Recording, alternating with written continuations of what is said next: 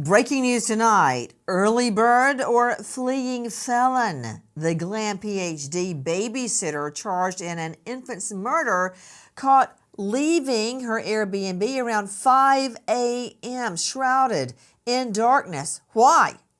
Good evening, I'm Nancy Grace. This is Crime Stories. Thank you for being with us.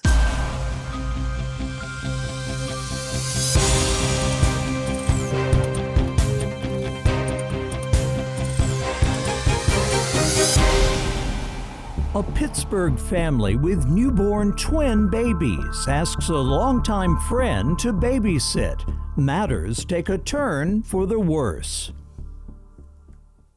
Well, that's certainly an understatement. One of the infants is dead. The other injured in the groin area with scratches and swelling.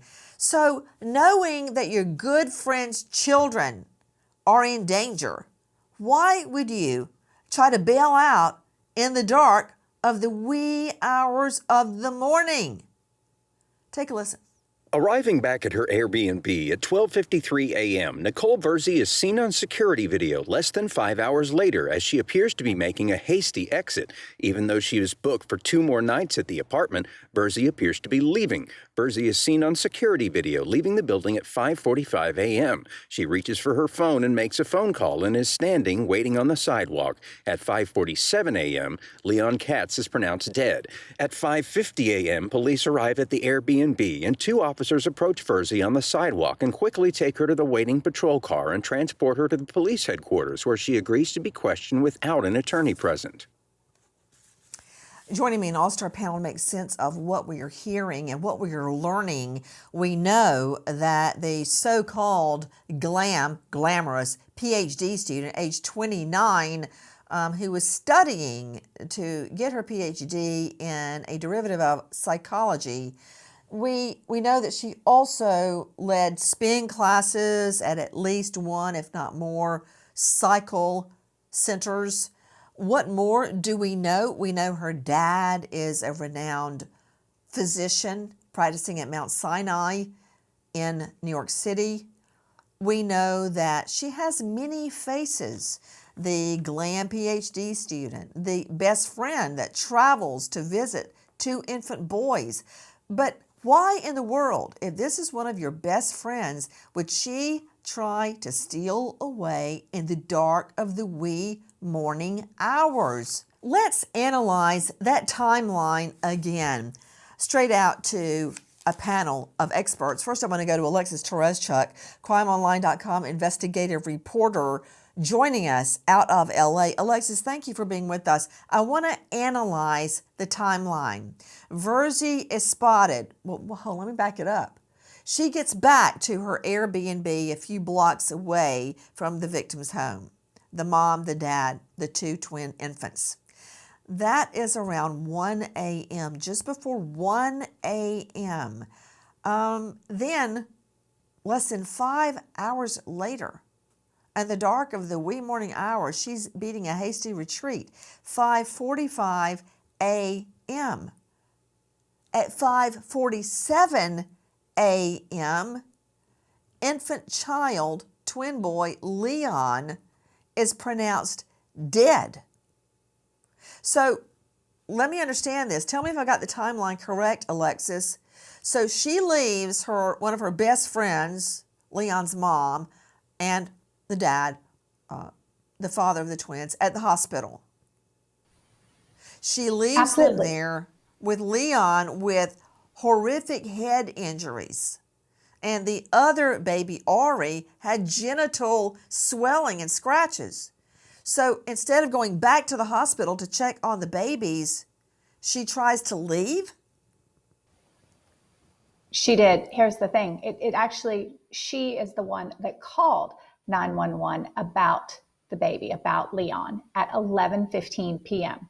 So then the next time you see her is at shortly before 1 a.m. So less than 2 hours, she is already back in her Airbnb. She's not at the hotel with her friends. She has been friends with the mom for, I think, almost 10 years. Very good friends. They've traveled together. She was here babysitting the children. She was trusted enough by the parents to babysit the baby. And so she's back at the Airbnb few hours later, she goes outside. She hesitates outside the front door and she takes for about 3 minutes. She then takes a phone call. At the time that she's on the phone, the baby is reported dead.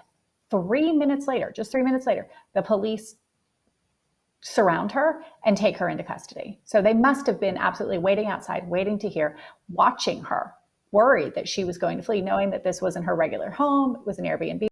She lives in San Diego, California, so they were waiting for her for this exact reason. I'm very, very curious about the behavior, and joining me is an esteemed forensic psychologist specializing in capital mitigation and victim advocacy at panthermitigation.com, author of Criminal Behavior and author of Where Law and Psychology Intersect. Dr. Sherry Schwartz is with us. Dr. Sherry, I've got a problem with this. She is the one that calls 911 just a few hours before. Baby Leon is raced to the hospital. Now, this is after baby Ari. She is the one that notices that baby Ari's is swollen and red, and there are multiple scratches in his groin area. She says, "Look at this," and the parents rush to the hospital with baby Ari.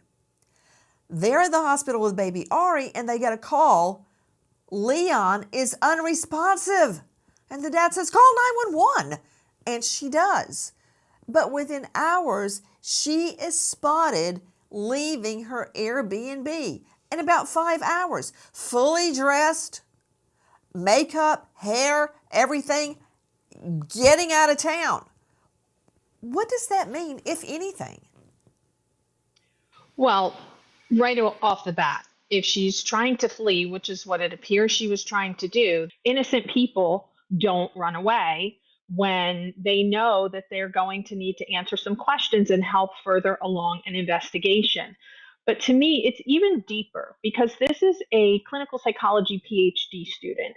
And during that training, and she's not new in that training, so during that training, we are taught about legal investigations. We are taught about ethics. We are taught about things that make us know that we don't need to call somebody to figure out if we need to call 911. So this is extra troubling. There's an added layer here. Jarrett Ferrantino is joining us, trial lawyer and co-host of Primetime Crime on YouTube. You can find him at jarrettferrantino.com. Jarrett, in a lot of jurisdictions, judges no longer give a jury instruction to the jury about evidence of flight. That's no longer allowed for the judge to instruct the jury that flight can, doesn't have to be, but can be construed as evidence of guilt when someone tries to flee the scene. However, the prosecution can still argue it. Let me give a good example. Scott Peterson, that's a great example. Remember when Lacey's body had washed ashore, as well as his unborn son Connor's? Scott Peterson dyed his hair, loaded up on Viagra and condoms and a fake ID, and tried to skip town. He was caught. He also had a water purifier and camping gear. In my mind, that's evidence of flight equals evidence of guilt. So in this case, how would you differentiate the Glam PhD student Virzi with Peterson? So Nancy, consciousness of guilt is admissible in Pennsylvania. What Nicole Virzi would have to do in this case is explain away that conduct. She would say her plans for some reason changed. Anything to rebut the fact that she was trying to hightail it out of town would be something she could rebut. The argument that in fact she was leaving, she was on her way out of town to avoid responsibility for these charges. Hey, Ferrantino, let me see him, please. I love what you just said. Her plans changed. When? At 3 a.m.? When did her plans change? But I do want to follow up on something that Jarrett Ferrantino says. And look, he's between a rock and a hard spot. You take your client the way you find them. What do you think you're going to get? A nun, a priest, a virgin? Sister Teresa? That's not happening, okay? Mother Teresa is not going to be your client. You're stuck with Virzi. So you've got to somehow Rumpelstiltskin. You got to spin that straw, that hay, into gold, defense gold. So he just said that she could argue her plans had changed. Alexis Tereszcuk, crimeonline.com investigative reporter, what were her plans? I thought she was going to stay in the Airbnb a few blocks away from where the children were apparently assaulted. What plans changed? Her plan was to be there for multiple days after. Exactly. She had at least 2 more nights on the Airbnb reservation. She was going to stay with her friend, hang out with the babies. She had emailed the owner of the Airbnb and said, I'm going to be here, just so excited to stay in your lovely place. Nothing about, oh, I'm only staying 1 night after I was in the hospital with my friend's baby. She had definitely not planned to leave the Airbnb early. So taking a look at this timeline to Brian Fitzgibbons, Director Operations, USPA Nationwide Security, leading a team of investigators. You can find him at uspasecurity.com. Brian Fitzgibbons, what do you make of it? Listen, you look at the timeline when she makes that call to 911 at 11:15. All right, she already knows what's occurred inside of that house and what's happened with that baby. All right, at this time, a horrific thing has already happened. Police have now, by the time she's absconding in the early morning over that 6-hour span, right, police have had a chance to process that crime scene. That's why they were waiting outside the Airbnb when she was trying to make her escape. So let's backtrack it to her coming home from the hospital, leaving her friend, the mom, and the dad at the hospital with baby Leon, hoping he survives. Listen.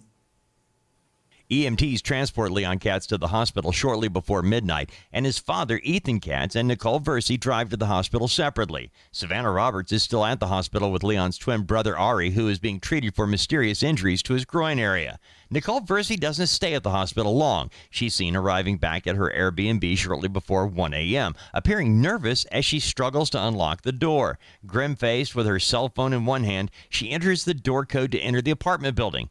Virzi has to enter the code a couple of times before getting the number right and entering the building.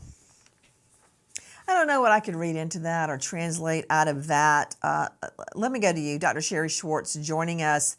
Of course, there's nothing I can glean from that. She gets back, leaving one of her best friends and the husband at the hospital with baby Leon. I can't determine any consciousness of guilt. Of course she's upset. It's late at night. She comes home. She can't quite get back into the door. She struggles with it. That means nothing to me because it's not her home code. It's a code from the Airbnb. So she's trying to remember that. I can't really glean anything from that. However, leaving in the cloak of darkness the next morning at 5 a.m. to leave town, that tells me a lot. And I'm wondering, jump in, Alexis Tereszcuk, if you know, is she leaving by car or has she called for an Uber or a Lyft? And what was her destination? That's what I'm getting at. Do we know where she was headed, such as the airport? Dr. Sherry Schwartz, I can't really read anything into her entry into the Airbnb the night before.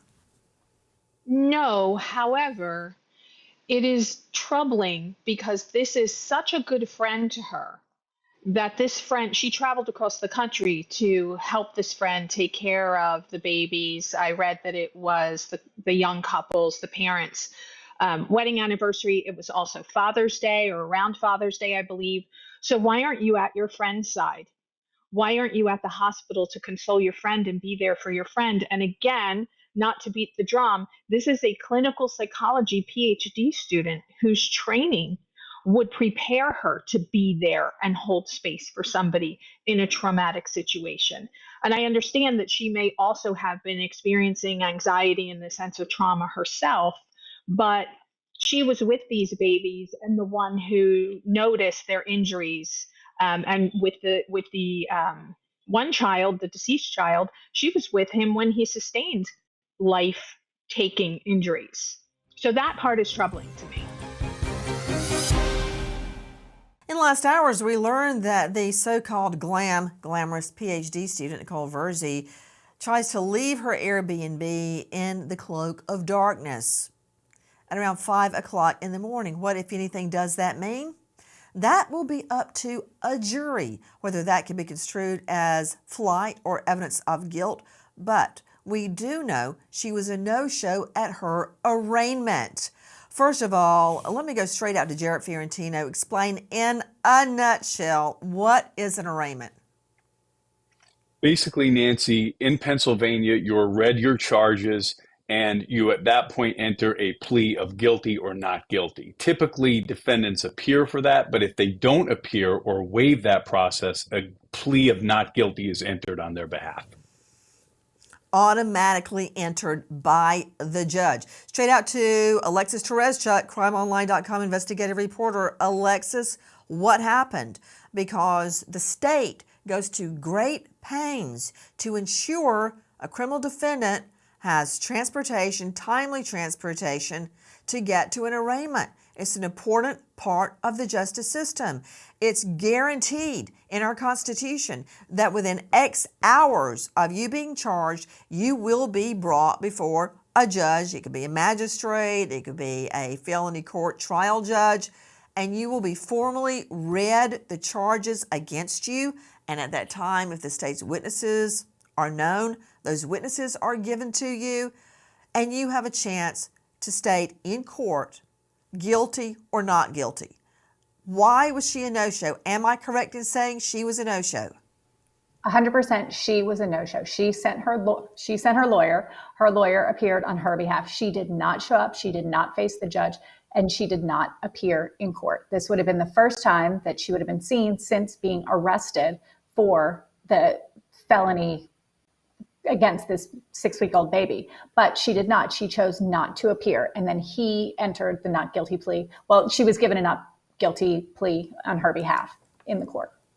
But she is still in jail. So what does it mean, if anything? And of course, if this ever comes to a jury trial, which I do believe it will, they'll never know she was a no-show in court. Why did she hide out? Why did she not want to come in and state not guilty?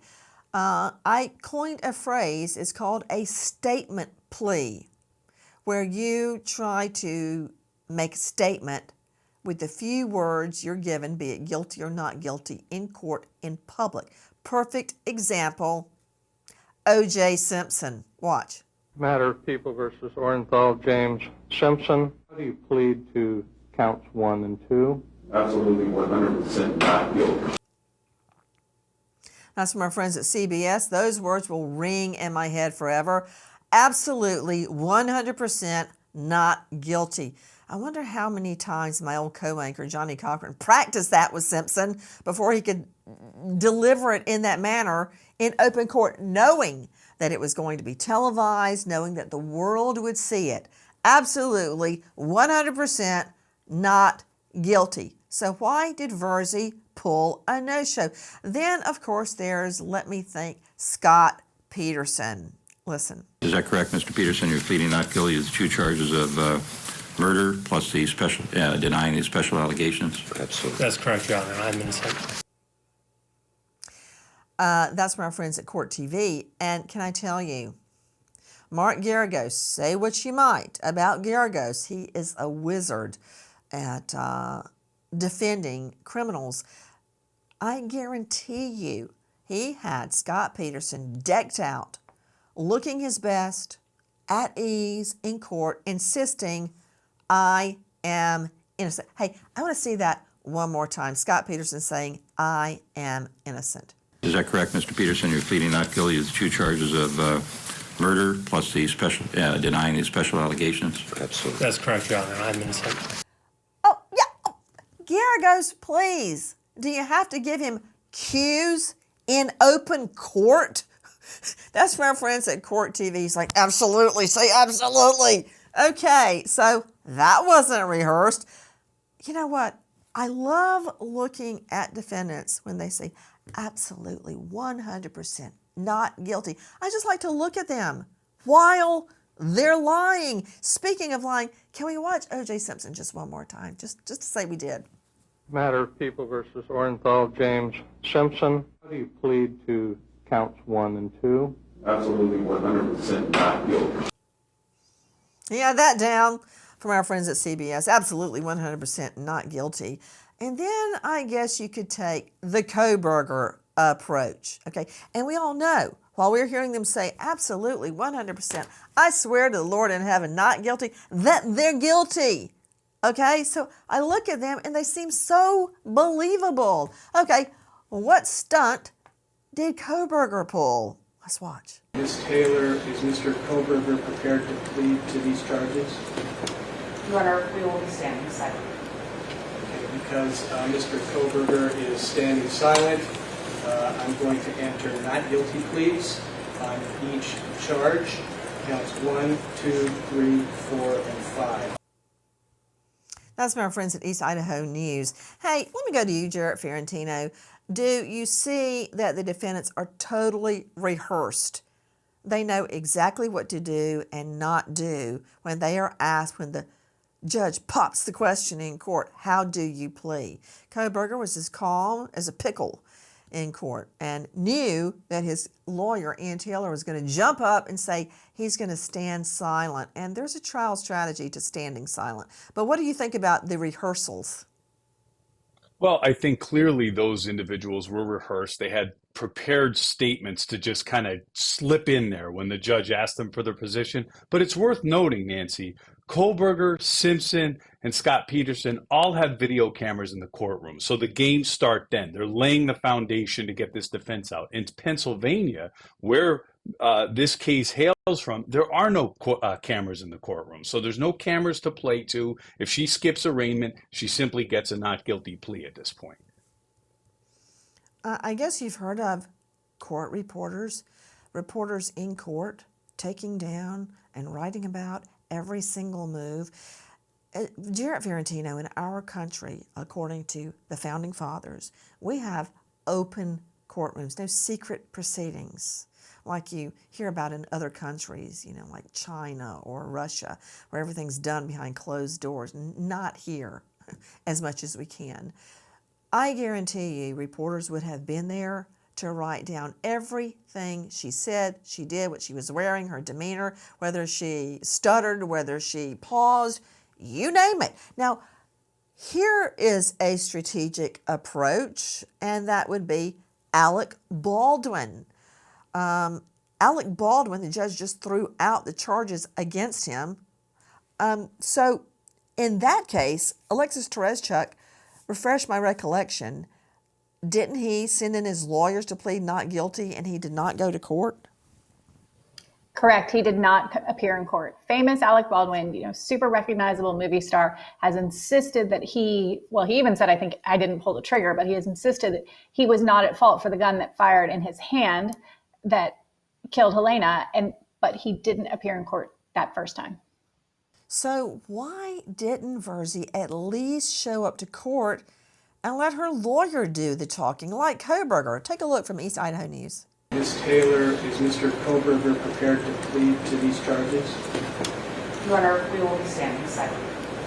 Okay, because Mr. Kohberger is standing silent, I'm going to enter not guilty pleas on each charge. Counts 1, 2, 3, 4, and 5.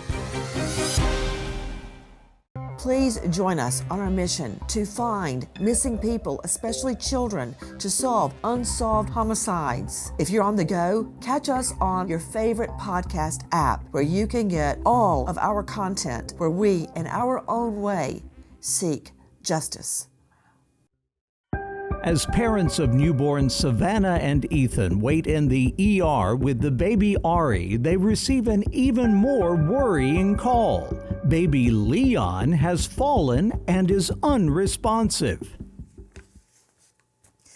Okay, what do we know about the movements of everyone the night baby Leon gets such extreme injuries to the head that he dies? Listen. Calling 911 around 11:15 p.m., Nicole Virzi tells the dispatcher that Leon has fallen from a bassinet and bumped his head and is becoming unresponsive. When police arrive, Virzi tells police she falls asleep with the baby in his bouncer seat. When she wakes up, she goes to get a bottle from the kitchen for the baby. While she is out of the room, she hears Leon screaming and finds him on the floor with a bump on his head. She tells police he fell out of his bouncer seat.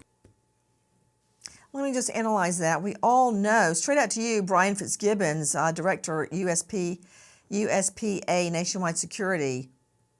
We know that she tells police at one point he fell out of a bouncy seat.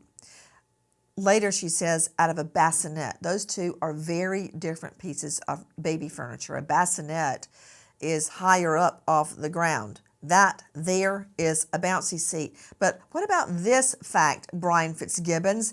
She says she falls asleep. She wakes up. The baby is in the bouncy seat. She leaves the baby in the bouncy seat, which is supposed to be seat buckled, to go get the bottle. And it's then she hears Leon scream, finds him on the floor with a bump on his head. She says he fell out of his bouncer seat.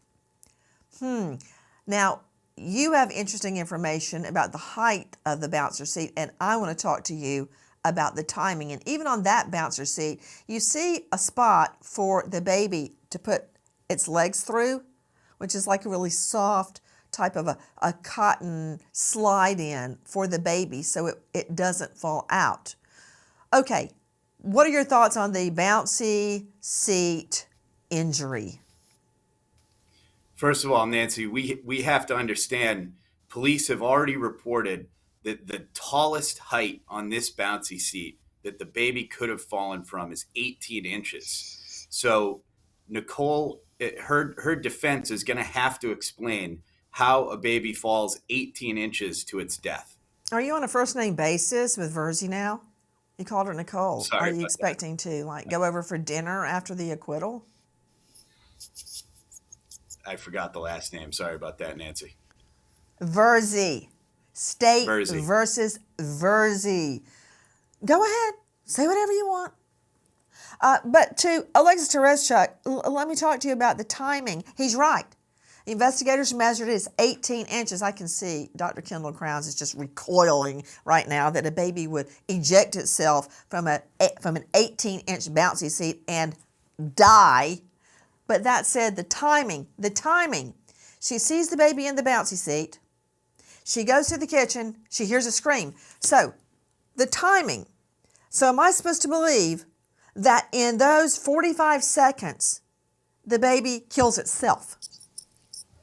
Well, and she did say he fell out of a bassinet first and then changed her story to the bouncy seat. So a bassinet, as you showed the picture, they have sides on them, and a 6-week-old baby cannot fall out of that bassinet. He can't stand up, he can't move, he can't grab the side, he can't fall out of that bassinet unless it was a swinging one and it flipped over, which I don't think happened. The timing. Jarrett Fiorentino, help me out.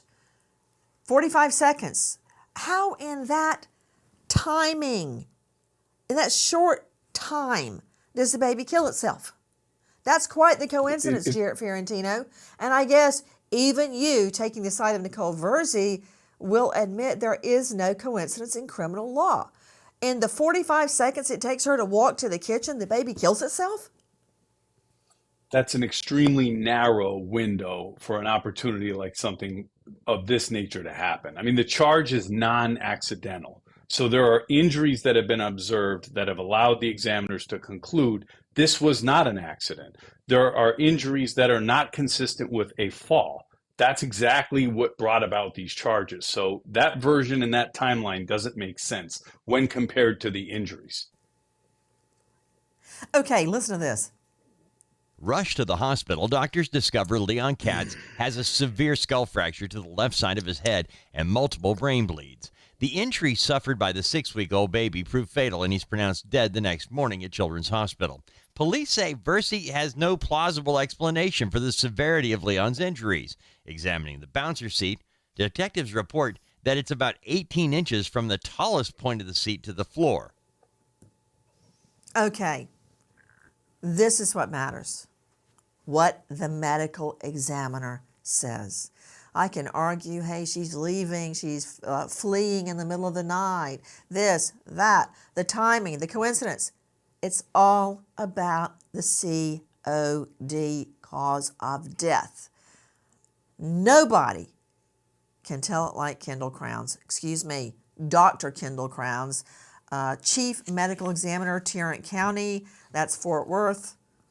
He cringes every time I say this, but never a lack of business at the Fort Worth morgue. Esteemed lecturer at the Burnett School of Medicine at TCU. Literally thousands of autopsies under his belt. Dr. Kendall Crowns, what do you think? So the description of the injuries of fracture of the skull, brain bleed, is not from an 18-inch fall. Especially with these bouncy seats, if they're not buckled in and they usually kind of roll out of them, they're not even falling 18 inches at that point.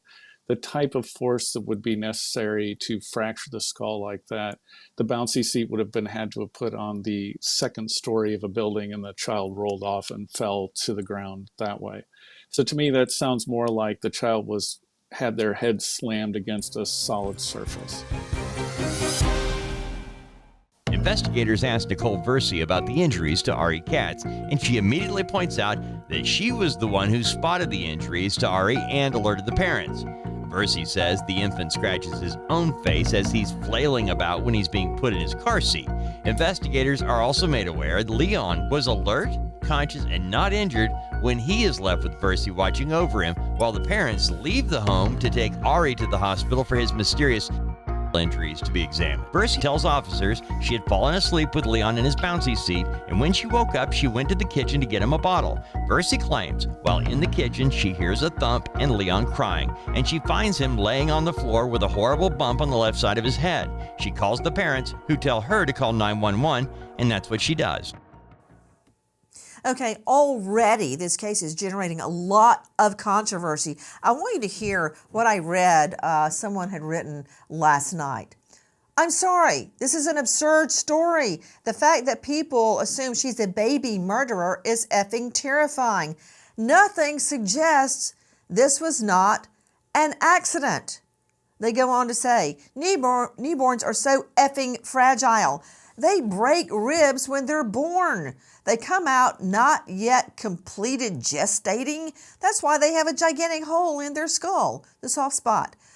It goes on to say, one hard fall, the baby's dead. And that's what happened here. Doctors claim every bruise on a baby means abuse. It's almost always wrong, they write.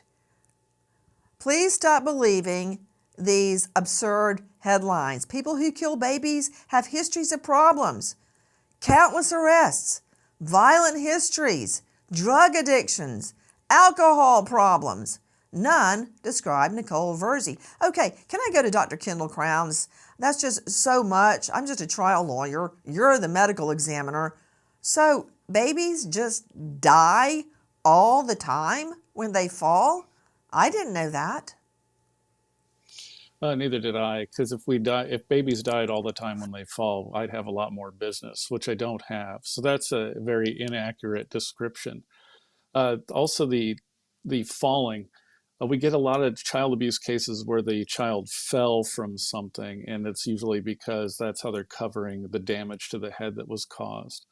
Then you can add on there that ribs are broken. Okay, occasionally ribs are broken during the birth process. But not to the extent that you see damage from child abuse. The head not being fully formed, well, that's so your brain can expand, and that actually means your skull is more pliable. As you get older, it becomes more hardened or more bony, so it won't fracture as much. So again, all those statements are completely inaccurate. And finally, child abusers are bad people. It's usually a parent or a boyfriend that has just a bad moment, can't handle the child, and loses it. It's not that they have a history. It's just that one moment, and they lose control, and they kill the kid. Well, the writer is suggesting that you have to have a history of abuse or criminal convictions in order to kill a baby. That's simply not true. And I'm trying to think back, and practically every child murder case I had, the perp did not have a criminal history. Let's see, there's so many different directions to go. What about Benson Gardner? Heather Gardner drops off her 2-month-old baby and an older son with the babysitter, Marissa Tietzer. When the mom returns to pick her children up, the baby is already in his car seat. He's already got his winter parka on, and his hat is pulled down over his eyes, and the sitter says, hey, he's asleep. It's only after they get to the laundromat when Heather takes the baby out of the car seat and realizes he's perfectly stiff. His legs are bent in the shape of the car seat. Her sister calls 911, and mom begins CPR, but it's too late. The baby's already dead. By the time rescue workers arrive, they declare the baby dead at the laundromat. In that case, like in the current case of the so-called Glam PhD student, the babysitter was known to mommy. And of course and did not have a criminal history, my point. What about Felon Fidley? They were horrific. The child had injuries all over her body that were definitely not consistent with just hitting her head on a slide at the playground. They found contusions all over her body, tears to some of her internal organs, which were definitely inconsistent with hitting your head on a slide as well. So just horrific injuries. When we were at the hospital, the doctor had mentioned that he had never seen a child with injuries this severe actually recover. So hearing that was really a heavy blow, but we were all optimistic. I think it was around 1:15, 1:20 in the morning that we got the hard news. Dr. Kendall Crowns is just over and over and over. A child, an infant, or a tot dies of extreme head injuries that just can't happen from an 18-inch fall. You just don't fall and die. Everybody on earth would be dead because we all fall at some point or another. You don't just die when you fall. Correct. I mean, especially children, because their heads aren't completely ossified, or they're not completely formed bone-wise, so they do have some bendability to them. And also, they're not at an adult height. If they fall from a standing height, they're 2 foot, 3 foot, it isn't going to cause a fracture. When you see fractures like this, especially in a 6-week-old, it's someone pounding their head on something. It just can't happen from a fall. And also you have to think about, how would they get bruises? They're not even crawling around. They're not really even standing yet. So any bruises that you're seeing on a 6-week-old is more than likely inflicted trauma. In the case of Nicole Virzi, the district attorney's office is providing 4 reasons for seeking the death penalty. One is that the defendant committed the killing while in perpetration of a felony. The second is the offense was committed by means of torture. The third reason given for seeking the death penalty is the defendant has a significant history of felony convictions involving the use or threat of violence to a person. And the fourth reason is the child was under 12 years of age. Nicole Virzi does not have any criminal history. That particular aggravating circumstance only comes into play once a guilty verdict is handed down and the death penalty is being sought. But I want to address Alexis Tereszczuk, that the prosecution says one reason they would seek the death penalty in this case is because of torture. Explain. They feel like it wasn't that the baby fell out of the bassinet or the bouncy seat, that he was repeatedly injured, repeatedly hit, or repeatedly slammed against something. And this was torturing. He is 6 weeks old, tiniest little thing. Like, those little boys are so small, and he was tortured. They believe that his injuries were so severe and so dramatic that they are considering this torture. It's really hard to reconcile what we know about this so-called glamorous PhD student studying psychology and the fact that torture is alleged by the prosecution. Let's get it from the horse's mouth. Watch. My name is Nicole Virzi, and I'm the first author on the article titled Depression Symptom Patterns as Predictors of Metabolic Syndrome and Cardiac Events. Again, it reminds me of Scott Peterson. Oh, by the way, that's from our friends at Heart and Mind Journal. And that's Nicole Virzi speaking about her PhD project. Again, I use Peterson because it's very hard to look at him and reconcile, not in that picture exactly, but in court, it's hard to reconcile him in court at the time of the trial with what he was facing in his charges of murdering Lacey and the baby. So what does it mean? Is the eye tricking the mind or vice versa? Can we believe what we see?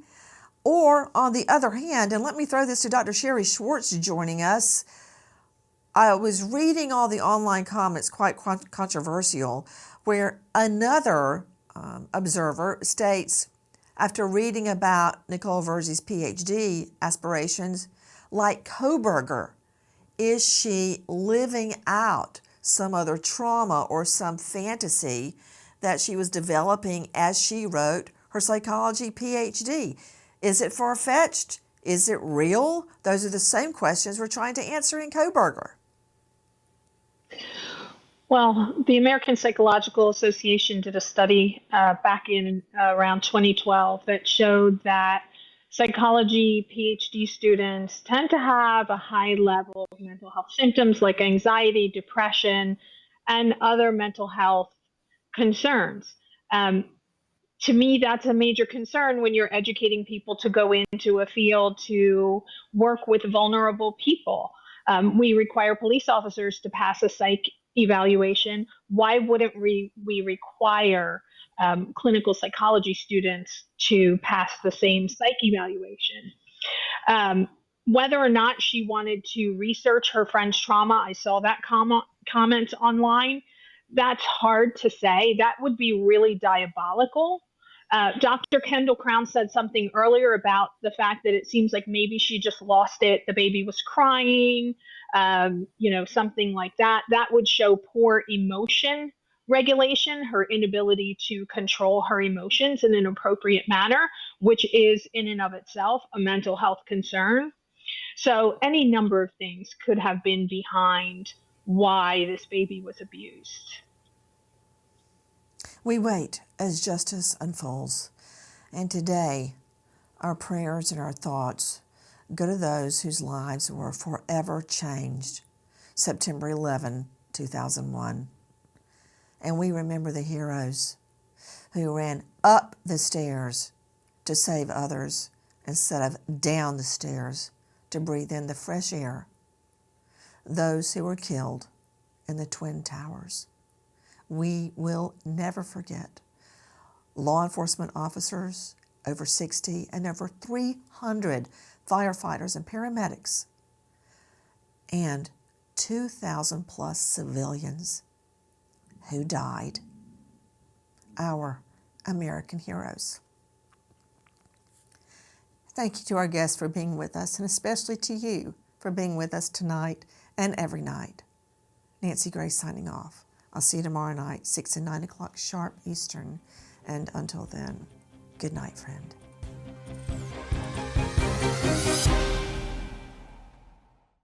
Please join us on our mission to find missing people, especially children, to solve unsolved homicides. If you're on the go, catch us on your favorite podcast app where you can get all of our content where we, in our own way, seek justice.